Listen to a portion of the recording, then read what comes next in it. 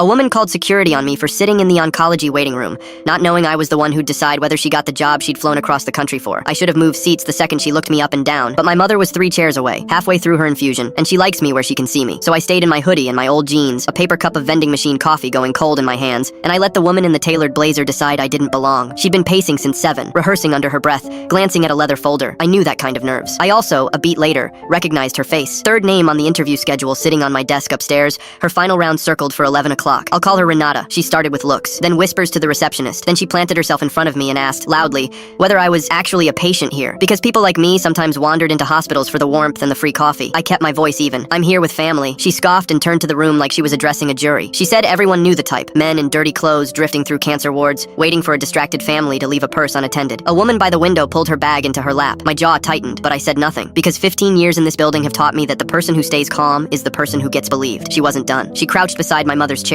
My mother, gray and small under a heated blanket, an IV taped to the back of her hand, and asked her sweetly whether she knew this man, or whether he'd just latched on. My mother, who raised me alone on 2 jobs and does not rattle, said, "That's my son." Renata patted her knee like she was soothing a confused child. "Of course he is, honey." That's when my hands started to shake, not from fear, from the specific effort of not standing up. She flagged down a security guard on his rounds and pointed at me. She said I'd been photographing patients. She said I'd asked her for money. She said I'd made 3 different women uncomfortable, and that someone needed to check whether I was even allowed on the floor. She said all of it the way people say things they've decided are true because they're useful. The guard, a tired kid barely older than the students I teach, asked for my ID. I reached, slowly, for my wallet. Renata stepped between us. "Don't let him open that bag," she announced. "That's where they keep the needles." My mother started to cry. That was the part that nearly broke me. Not the accusations, but my mother apologizing to strangers, whispering that her boy was a good man, that there'd been a mistake. Renata looked delighted. She lifted her phone and began filming me for the safety group, narrating that a suspicious male was harassing cancer patients while staff did nothing. The infusion nurses had gone quiet. One of them, Dana, set down her clipboard and started over fast, and I gave her the smallest shake of my head. Not yet. I had spent that whole morning promising myself I'd keep my mother's chemo hours calm,